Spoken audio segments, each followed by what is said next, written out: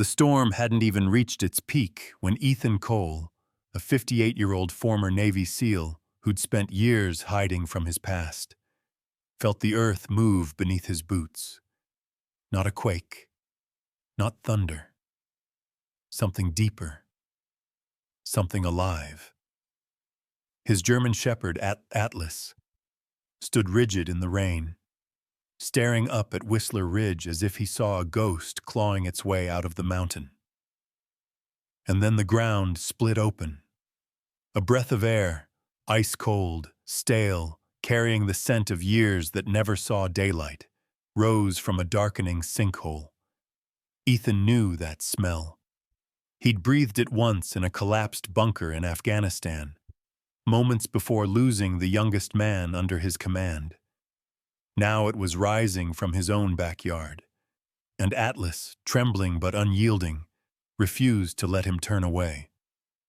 What they would uncover beneath that mountain, what had been waiting nearly 30 years, would drag Ethan back into the darkness he thought he'd escaped, and give him one last chance to set a broken story right. Before we continue, tell me where you're listening from, or type Amen for everyone still waiting for their truth to be found. The storm had arrived early that night, rolling over Twin Pines, Montana, with a kind of deliberate menace that made the windows of Ethan Cole's cabin tremble in their frames. Thunder crawled across the Bitterroot Range like an iron chain dragged by some unseen beast. Inside the modest wooden cabin, lit only by the warm amber glow of a single kerosene lamp, Ethan Cole, a 58-year-old former Navy SEAL, stood quietly by the window, watching the dark timberline as if searching for ghosts he refused to name. His face, angular, weather-toughened, with creases deepened by decades of sun, battle, and sleepless nights, remained still. Ethan's hair, once jet black during his SEAL years, was now a rugged mix of gray and charcoal, cropped short on the sides, but with a few rebellious strands falling toward his brow. A trimmed but stubborn stubble covered his jawline, giving him the familiar look of a man who hadn't fully decided whether he lived in the world of civilians or in the memory of combat operations long past. PTSD had carved a permanent shadow behind his steady eyes, a shadow that flickered whenever thunder shook the sky. Ethan had tried to escape noise, war noise, city noise, memory noise, and that was why he lived here, in the last cabin before the mountain swallowed the road. Behind him, lying on the braided rug, was Atlas, his 5-year-old German shepherd.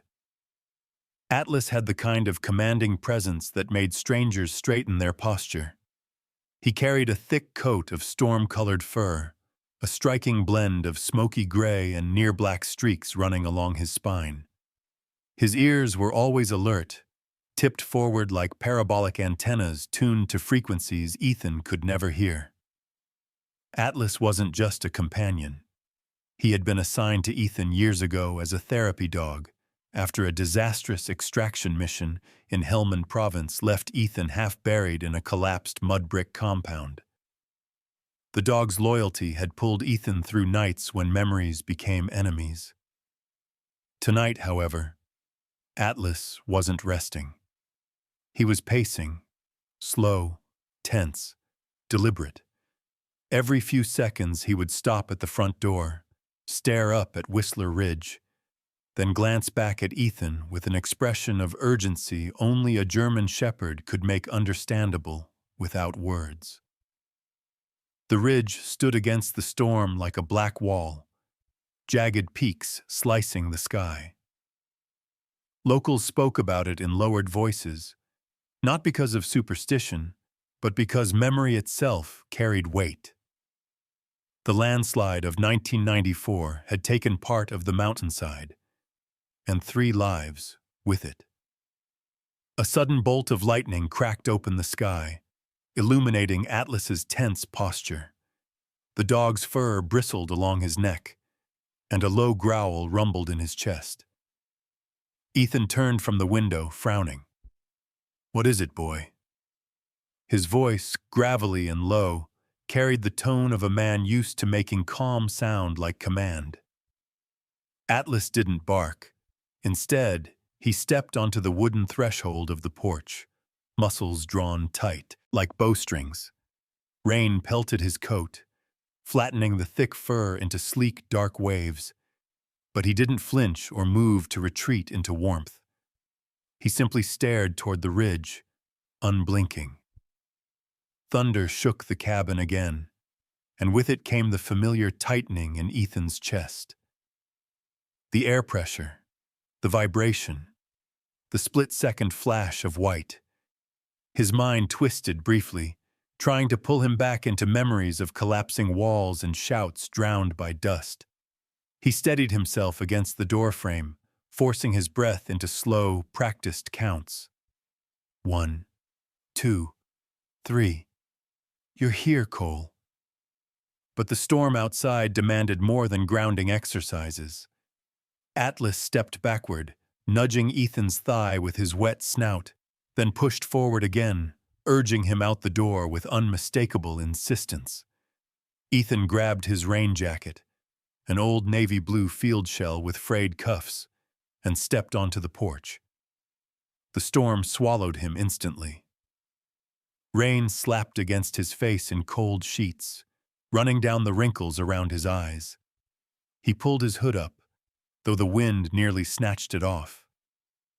Atlas trotted ahead, stopping only when he reached the beginning of the narrow path leading into the timber. The dog turned his head back, eyes burning with a strange intensity, sharper than fear, sharper than instinct. Ethan had seen that look once.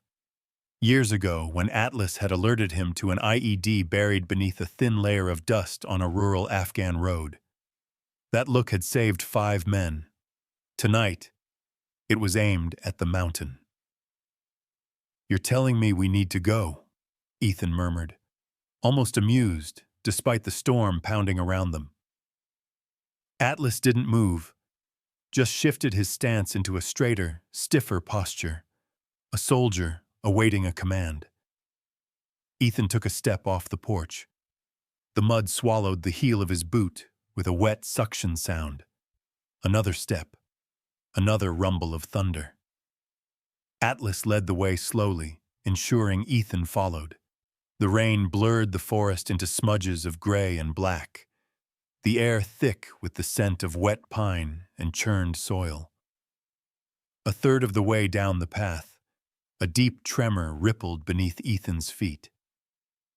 Not the quick jolt of a quake. This was slower, heavier, like the ground was inhaling. Ethan froze. Atlas's ears shot upright, his body stiff as a board.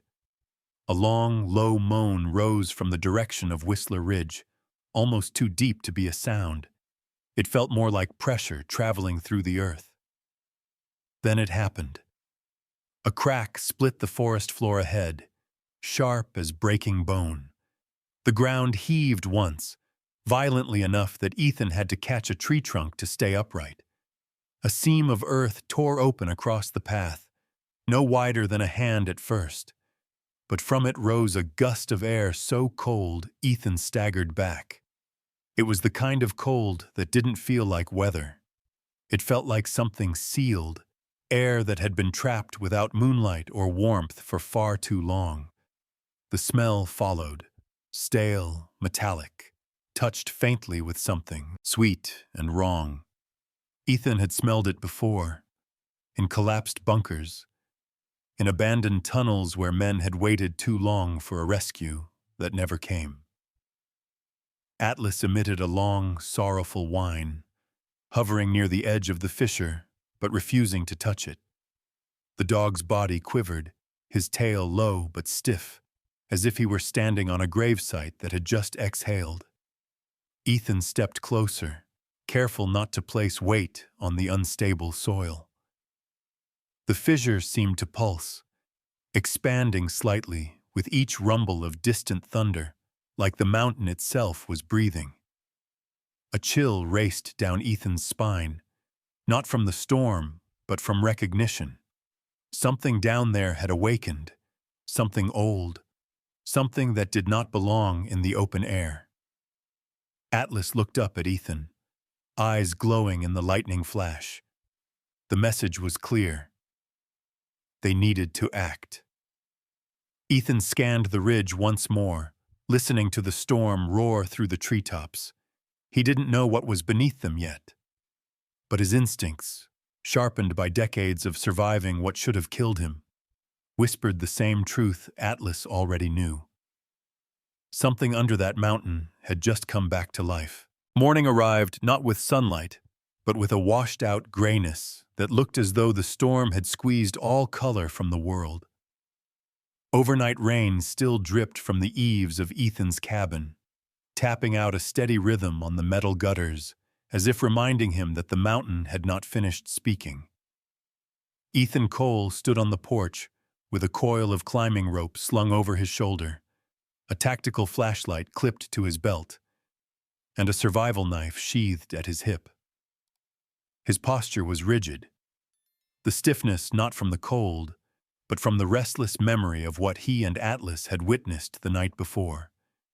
The earth breathing, the fissure exhaling like a wounded beast waking after decades of sleep. Atlas waited at the base of the steps, sitting tall and alert. Even at rest, the German shepherd's muscles formed defined, powerful lines beneath his thick fur. Mud from last night had dried along his paws in dark crusts. His amber eyes were fixed on the tree line, watching the path leading toward Whistler Ridge with unwavering intensity. The dog seemed older today, not in age, but in gravity, like he had taken on a duty far beyond instinct. Ethan clipped a carabiner to his belt and gave Atlas a nod. "Lead," he said simply. Atlas didn't hesitate.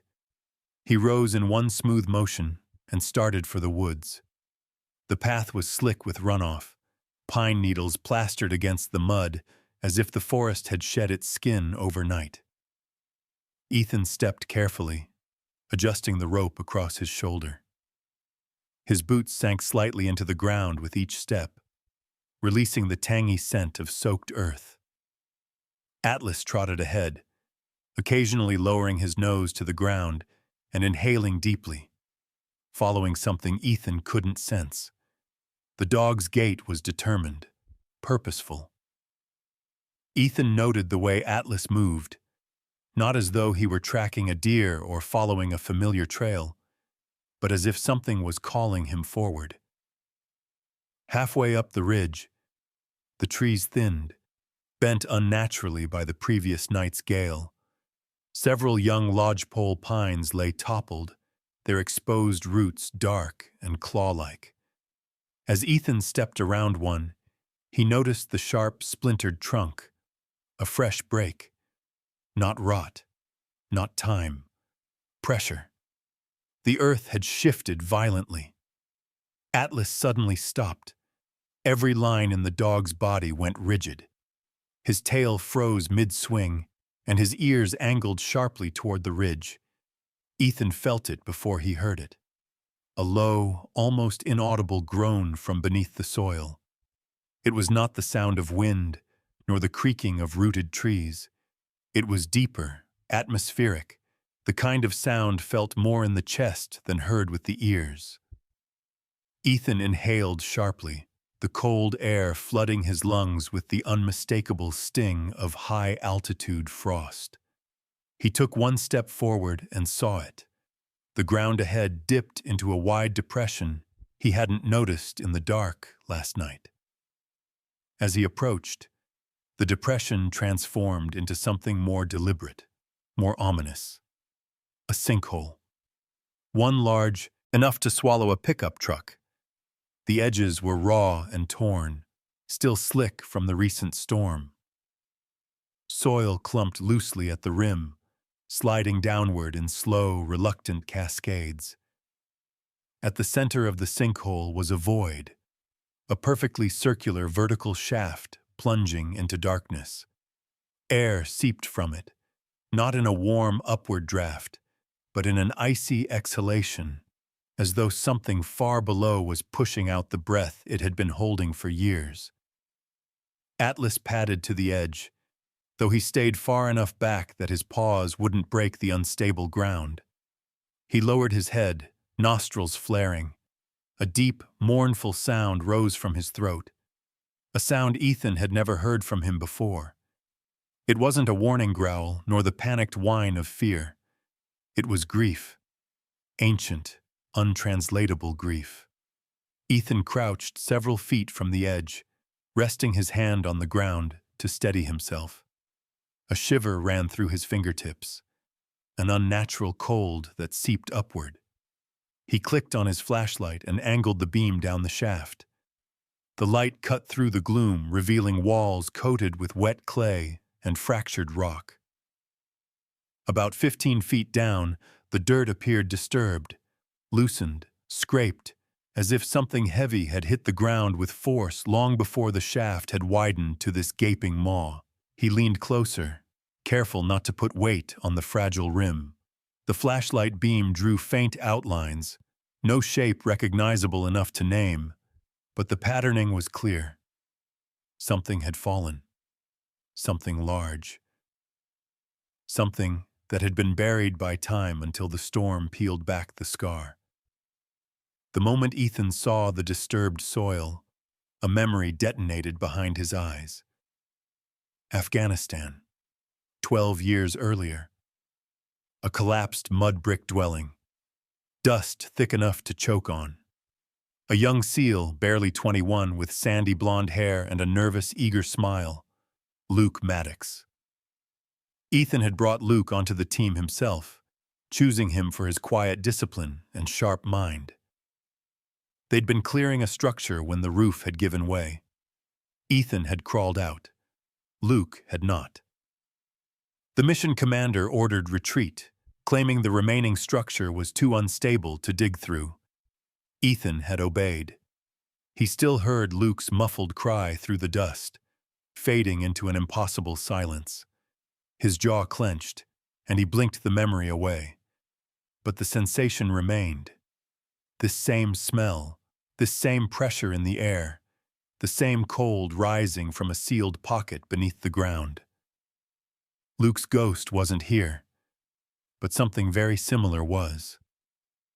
Atlas nudged Ethan's shoulder gently, pulling him back from the edge. The dog's eyes were different now, wide, urgent, almost pleading. Ethan exhaled slowly. "Yeah," he whispered. "I feel it too." He rose to his feet and scanned the sinkhole, analyzing the angle of the exposed roots and the curvature of the shaft, like a combat engineer assessing a collapsed structure. The mountain had opened a window that wouldn't remain open for long. A gust of frigid air rose from the depths, rushing across Ethan's cheek. It carried something metallic, something old, something untouched by daylight for far too long. The scent tightened Ethan's chest. "Time," he muttered. "This is the smell of time. Trapped." Atlas suddenly lifted his head and released a long, trembling howl, one that rippled through the trees and disappeared into the broken sky above. It raised every hair on Ethan's arms. It was not a dog's call. It was a lament. Ethan stared into the pit, his stomach sinking like a stone. He didn't know what was buried beneath Whistler Ridge, but the land itself felt heavier with the weight of it. The earth was trying to tell him a story it had been forced to keep secret for years. He backed away carefully, pulling Atlas with him. "We're coming back," Ethan said softly. "Not today, but soon." Atlas stepped closer, resting his head briefly against Ethan's hip. "Yes," Ethan whispered, eyes locked on the breathing hole in the earth. "We have to." The drive into Twin Pines took longer than usual. The storm had left the back roads covered in broken branches, sheets of wet leaves, and small slides of mud that forced Ethan to ease his battered Ford along the winding descent. Atlas sat upright in the passenger seat, never lying down, his front paws pressed firmly against the rubber floor mat, ears twitching at every crackle of the radio static. The dog's posture mirrored Ethan's state of mind, tense, alert, carrying the weight of something they had both sensed beneath Whistler Ridge. Twin Pines in the daylight looked different from the town Ethan remembered from his early years in Montana. The storm had sucked the color from the place, leaving buildings appearing older, more worn, as if time had pulled tight on everything overnight. The grocery store sign flickered weakly. The diner's parking lot was empty, and a pair of elderly men stood beneath the overhang of O'Malley's Hardware, smoking silently with the seriousness of men waiting for news that wasn't going to be good. Ethan parked outside the Twin Pines Public Library, a squat one-story brick building with faded green shutters and a front door that creaked like something out of an old Western movie. He had spent a good portion of his teenage years here, back when he still thought he might go to college instead of enlisting. The familiarity steadied him. He stepped inside, the warmth wrapping around him like a blanket. Behind the circulation desk sat Evelyn Harper, the town's longtime librarian. She was in her late 60s, with short steel-gray hair curled neatly around a gentle, oval face that still held the softness of someone who had spent decades speaking quietly in rooms full of books. Her glasses hung from a beaded chain, and the cardigan she wore, deep forest green, looked hand-knitted. Evelyn had the appearance of a woman who never raised her voice but whose resolve was stronger than most men Ethan had served with.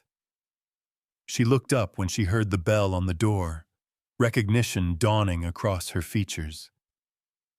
"Well, I'll be," she said, her voice like warm tea. "Ethan Cole. Haven't seen you in a while. I figured you'd gone all hermit on us." Ethan managed a faint smile. "Guess I have. How are you doing, Evelyn?" Her eyes flicked toward Atlas, who stood calmly beside Ethan, tail still, gaze observant but polite. "And who's this fine-looking boy?" "This is Atlas," Ethan said. "He's with me." She nodded approvingly. "Looks like a smart one. What brings you in today?" Ethan hesitated, unsure how much to reveal. "I need to look at old town records, specifically from 1994. A shadow crossed Evelyn's face. It was subtle, but Ethan noticed it instantly. "That was a hard year for Twin Pines," she murmured. "A terrible landslide broke the whole town's heart."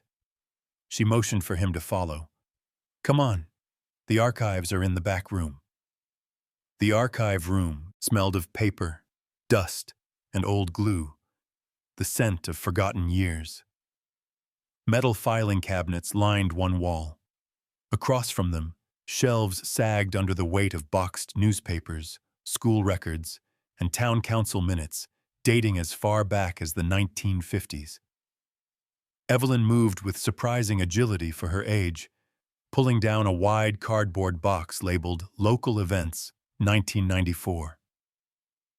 As she opened the lid, Ethan caught a glimpse of yellowing headlines, photographs printed on thin newsprint, and handwritten notes from past librarians. Evelyn sorted through the contents with careful fingers before passing Ethan a stack of folded newspapers. "You're looking for the Riley case, aren't you?" she asked softly. Ethan paused. "I think so." "It never left us," she said, taking a seat at the small reading table. "Jacob Riley, only 11. Sweet boy. His mother used to bring him to story time every Tuesday. Smart kid. Brown hair that always stuck up in the back, no matter how she tried to comb it." Evelyn's voice softened further. "And his dog, Bear. A German shepherd. Big fella. Protective. The kind of dog you'd trust with your life. Ethan unfolded the first paper. The headline hit him like a fist. Local boy missing after storm. Search continues for Jacob Riley and his dog. Below the headline was a photo. A boy with bright, earnest eyes, a crooked grin, and a mop of unruly chestnut hair. Standing beside him was Bear, larger than Jacob, with thick sable fur and the proud posture of a loyal guardian.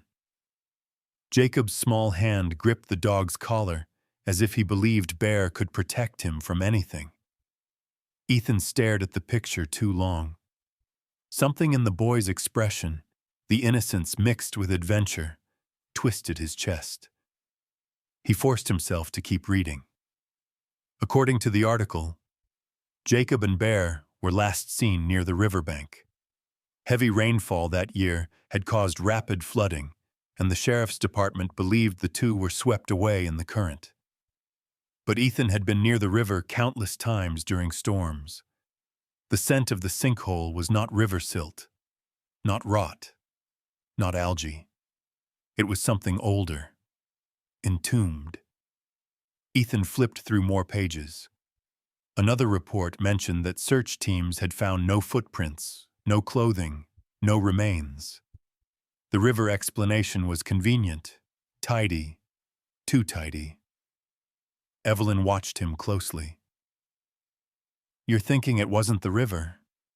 Ethan met her gaze. "The evidence doesn't match. Something opened on the ridge last night. Something that shouldn't be there." Her brows knitted. For a moment she looked like a woman torn between the desire to help and the fear of reviving a wound the town had spent decades trying to bury. At last she said, "Be careful, Ethan. Some truths get twisted when you dig too deep. And that mountain, it's taken enough from us." He nodded, gathered the papers, and returned them gently to the box. "Thanks, Evelyn. I'll bring everything back exactly how I found it." As he turned to leave, the door to the archive room buzzed faintly. A radio mounted above the desk crackled to life, its speaker hissing before the automated weather report cut through. "Emergency advisory for Ravalli County. Atmospheric river level 5 expected to hit within 48 hours. Residents advised to stay off mountain roads and avoid unstable slopes." Ethan stilled. Level 5 was rare, catastrophic. Enough water to liquefy soil, rip apart root systems, bring entire hillsides down. If the sinkhole collapsed completely, whatever was inside it would vanish again, this time forever. Ethan grabbed Atlas's leash. "We don't have days," he muttered. "We don't even have a night." Evelyn stepped forward, concern pulling at her features. "Ethan, don't go up there in a storm like this." He gave her a grim, weary smile. "I don't have a choice." Atlas waited at the door, eyes fixed on Whistler Ridge beyond the town's rooftops. The boy in the photo seemed to stare from the past, asking for something Ethan didn't yet know how to give. But he knew this much. If he didn't move now, the truth would drown under 30 more years of silence. The storm struck Whistler Ridge with a fury that felt personal, as if the mountain itself had decided to challenge Ethan Cole for daring to uncover its buried secrets. Rain hit the windshield like pebbles flung from a slingshot, and the old Ford shuddered each time a gust of wind slammed against it. Ethan gripped the steering wheel with both hands, knuckles white, jaw set tight. Atlas sat braced in the back seat, paws planted wide, balancing against every lurch of the truck. His thick gray and black fur was raised along his spine, not from cold, but from a sense of urgency that had only grown stronger since they left the library. When Ethan finally reached the end of the trail, the point beyond which no vehicle could pass, he killed the engine and listened. The storm swallowed every sound except the distant low groans of the ridge shifting. He opened the door, and the wind immediately tore at his jacket, flattening the hood against the back of his head. Atlas jumped down beside him, landing softly despite the unstable ground, and immediately faced the path upward, his posture rigid, tail low but not tucked. The dog looked like a creature carved from the storm itself. The climb was slow and punishing. Sheet rain blurred their surroundings into a smear of grays and blacks. The trail they had taken just that morning was now a dangerous river of mud. Pine branches whipped against Ethan's arms, stinging through the soaked fabric of his jacket. More than once, he had to grab at the slick bark of fallen trees to keep from sliding downhill. Atlas moved ahead, but never out of sight, turning back frequently to check on Ethan, eyes reflecting each flicker of lightning with an almost human concern. Halfway up the ridge, a small landslide rushed past them, a slurry of pebbles and loosened dirt that rattled down the slope like marbles poured from a bucket. Ethan froze instinctively, dropping his weight backward while planting his boots into the mud. Atlas pressed close to his leg, ears pinned. When the cascade passed, Ethan exhaled shakily and continued upward. The mountain was telling them something: move fast or not at all. When they reached the clearing surrounding the sinkhole, Ethan stopped short. The hole was larger now, not just wider, but deeper, as though the earth had sucked inward like a giant lung pulling one last breath. Chunks of soil lay scattered around the rim, and each burst of thunder triggered tremors Ethan could feel in the soles of his boots. Atlas stood at the very edge, not dangerously close, but close enough to make the message unmistakable. His chest expanded with a low, vibrating howl that was nearly drowned by the storm. It was not the howl of grief this time. It was a warning. Ethan unclipped the coil of rope from his pack and scanned the nearest tree. The lodgepole pine he chose stood taller than the others, its bark thick and furrowed, trunk stable despite the storm. The tree leaned slightly downhill, but its roots were exposed just enough for him to know they reached deep. He wrapped the rope twice around the trunk, securing it with a figure-8 knot, then tugged 3 times, hard, to test it. It held. Ethan clipped the rappel device to his harness and looped the rope through. For a moment, he paused, letting the rain run over his face. It wasn't fear that rooted him there. It was the weight of memory pressing down on his chest like a stone. The shaft below smelled like the collapsed compound in Afghanistan, where Luke Maddox had breathed his last. Ethan swallowed hard, gripping the rope tight. "Stay here," he told Atlas, though he knew the dog would not move far. Ethan stepped backward off the edge. The world dropped away in a rush of icy air. Water streamed down the rope, soaking his gloves and making the descent slippery. The rocks were slick with runoff. Dirt fell in thin curtains as he rappelled deeper. The flashlight attached to his chest plate cast a pale cone of light that swung with each controlled slide, revealing the shaft's walls: clay, rock, sediment, and pockets of air preserved for decades. At about 15 feet down, a violent tremor shook the shaft. Ethan slammed a boot into the wall to brace himself as loose stones ricocheted past him. His heart hammered. His breaths came faster.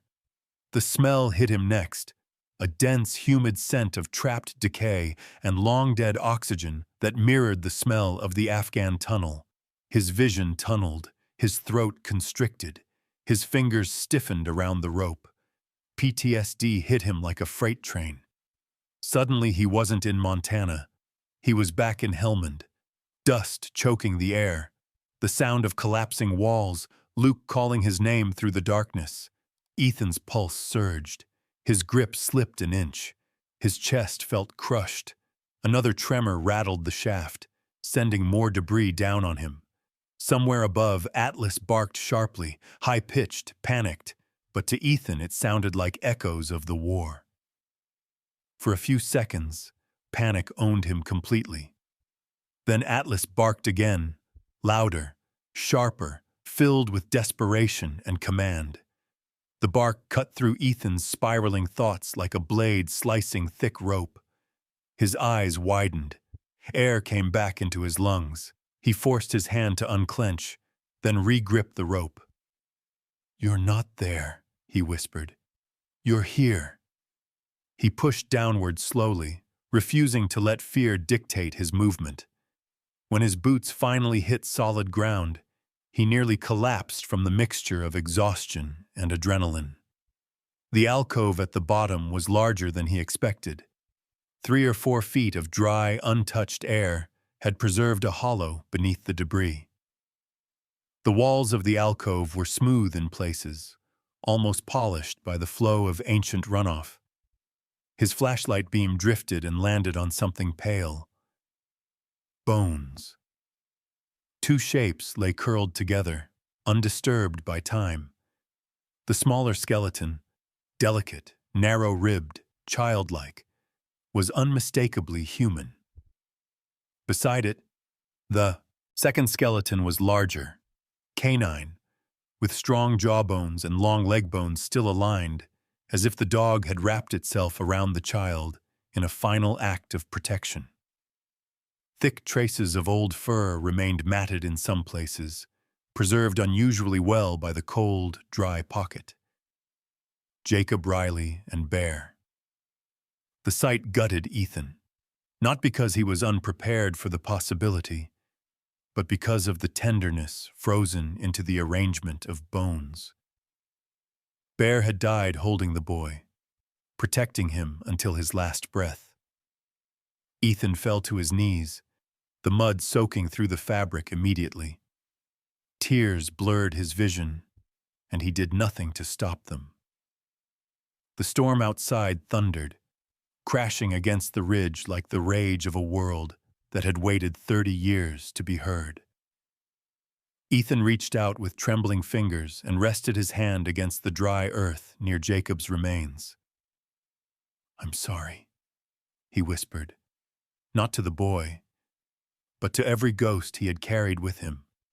Luke, Jacob, Bear, and countless others. This was his chance, his moment to finally do something right. The alcove felt smaller once Ethan realized what he needed to do. The storm above intensified, each roll of thunder sending vibrations down the shaft like the heartbeat of a dying giant. Ethan wiped his face with the back of his muddy glove. Though the gesture did nothing, his tears mixed with the dampness of the cavern, blurring his vision.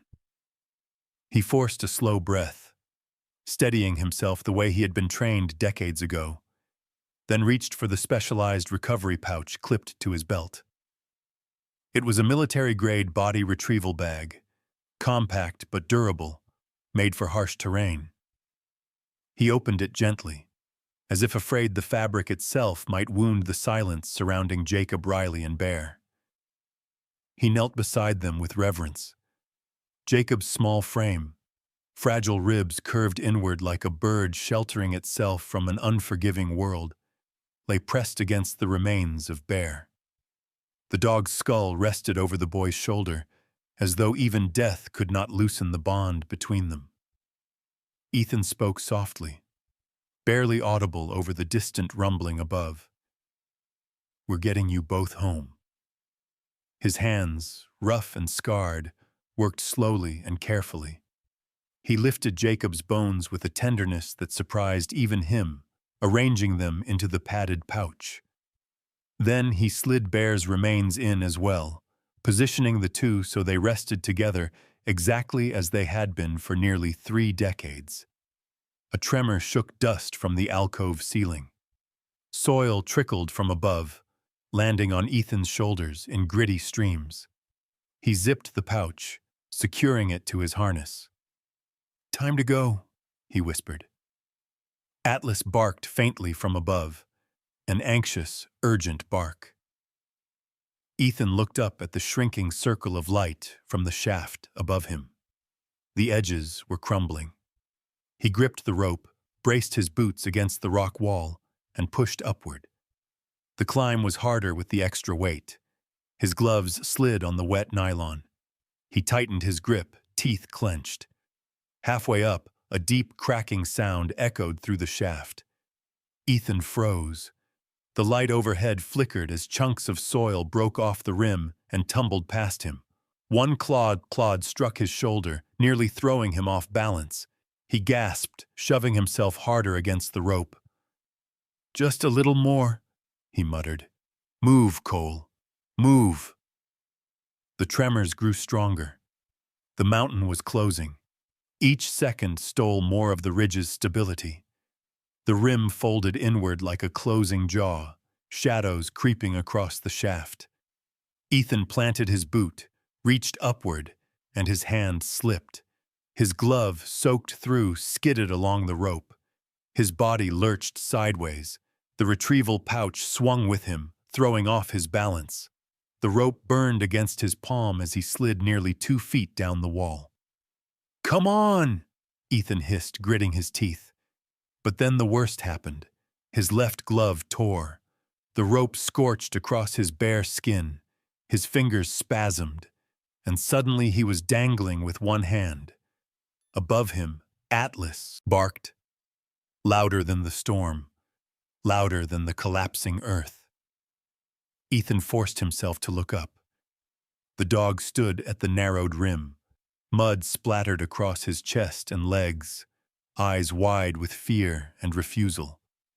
Lightning flashed behind him, illuminating his silhouette like some guardian carved from the storm. Another tremor shook the shaft. Ethan's grip faltered. His arm screamed with pain. The retrieval pouch slammed into the wall, throwing him off-center. Soil rained down on him like ashes. The rim was closing fast. He could hear it, feel it, see it. And then Atlas moved.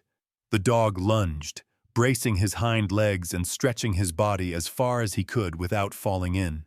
His jaws snapped around the thick shoulder fabric of Ethan's jacket, right at the reinforced seam. His teeth locked down. Atlas snarled, not in aggression, but in determination, the primal sound of a creature refusing to lose the man he had chosen. Ethan felt the pull, felt his body shift, felt gravity lose its grip for the briefest moment. "Hold on, Atlas. Don't let go." Atlas didn't let go. He pulled with every ounce of strength his muscular frame could muster. The rope helped, but Atlas did more. He countered the slide, anchoring Ethan with brute instinct. Ethan scrambled upward, using his boots to claw for footholds. His free hand found the rope again. He hauled himself upward just as the rim gave way entirely, sending a cascade of earth down the shaft behind him. With one final heave, Atlas dragged Ethan's upper body over the collapsing edge. Ethan slammed onto the muddy ground, rolling away from the sinkhole as the entire mouth caved in with a roaring crash. Dirt exploded upward, spraying across his face. The sinkhole sealed shut behind them like it had never been open. Ethan lay on his back, chest heaving, rain falling into his open mouth as he gasped for breath. The retrieval pouch rested against his side, safe.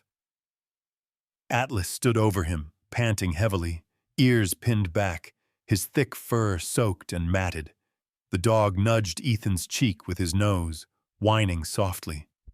"You crazy hero," Ethan managed, reaching up to grip the dog's muzzle. "You pulled me out of the dark again."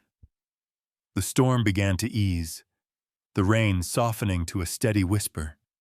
Ethan and Atlas sat in silence for a moment, the weight of what they carried heavier than the bag itself. The next morning, the town of Twin Pines gathered quietly at the Riley home. Martha Riley, now in her late 60s, greeted Ethan at the door. She was a slim woman with silver hair pulled into a loose bun, soft lines around her eyes that spoke of years of tears and years of waiting. She wore a simple wool cardigan and clutched a tissue in one trembling hand. Her voice wavered. "Mr. Cole, you said you had something for me?" Ethan nodded. He reached into his bag and withdrew a small, weathered item wrapped in cloth. The Arrow of Light badge Jacob Riley had earned shortly before his disappearance. He placed it gently in Martha's hands. She looked down at it. Her breath caught. Her fingers curled around the badge, and she pressed it to her chest. Tears spilled silently, trailing down her cheeks. She didn't collapse, didn't wail. She simply held the small emblem of her son's life and let the grief finally release. "Thank you," she whispered. "Thank you for bringing him home." Ethan didn't trust his voice. He simply bowed his head. When he and Atlas stepped back out onto the quiet street, the sun had broken through the clouds for the first time in days. Ethan rested a hand on Atlas's head. "You and me," he murmured. "No more running from ghosts." Atlas leaned into his side, tail swaying softly.